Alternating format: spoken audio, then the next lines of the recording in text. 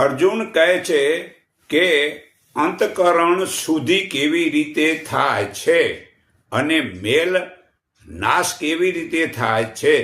મનનો મેલ હંમેશા થાય છે, તે શું કરવાથી ન થાય અને ચિત્ત સ્થિર ભાવને કેવી રીતે પામે છે.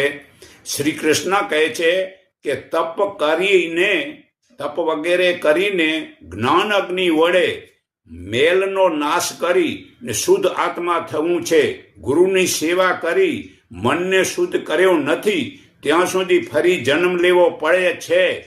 તપ એટલે સમ દમ કરી અંદર ને બહાર શુદ્ધ થવું. અજ્ઞાનીનું તપ 3 પ્રકારનું છે. પહેલું કે મૌન વાણીથી બોલવું નહીં. બીજું સમાધિમાં નેત્રબંધ રાખે છે. ત્રીજું હઠ કરીને સ્થિર થવું, ઇન્દ્રિયોના કર્મને છોડી દે છે. જ્ઞાનીનું તપ સૂક્ષ્મ મૌન છે, કારણ કે જે બોલે તો જ બીજાને જ્ઞાન સમજાય છે. બેઠો રહ્યો મતલબ આંખ બંધ કરી રાખે તો બીજાને શું લાભ થાય. તો શુદ્ધ કર્મ શરીર વાણી અને મનથી સત્ય ન્યાય તેમજ ધર્મપૂર્વક સુખની પ્રાપ્તિ તેમજ દુઃખોને છોડવા માટે જે કર્મ કરે છે અને શુદ્ધ કર્મ કહેવાય છે.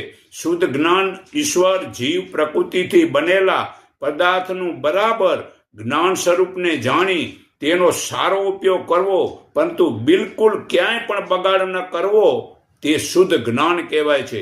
હવે શુદ્ધ ઉપાસના પરમાત્માના સાચા સ્વરૂપને જાણી પરમાત્માના જ આનંદ સ્વરૂપમાં પોતાના આત્માને પરોવવો, તે શુદ્ધ ઉપાસના છે.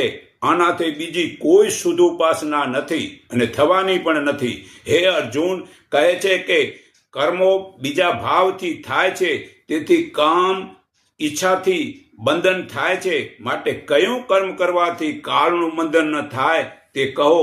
શ્રી કૃષ્ણ કહે છે યોગીએ હંમેશા કર્મ શોચ કરી મન શુદ્ધ કરી જ્ઞાન મેળવી બ્રહ્મરૂપી અગ્નિમાં કર્મના બીજ બાળીને વર્તવું.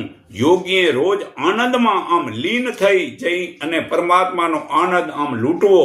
તે જન્મ મરણની ઈચ્છા છોડીને વિધિ નિષિદ્ધ રહિત થઈ ભગવત બની જાય છે. આ ગણેશ ગીતામાં કહ્યું છે કે પોતાના આત્મા વડે પોતાને જાણી આત્મરૂપી બની જવું અને કામરૂપી શત્રુને હણી નાખી પરમપદને પામે છે.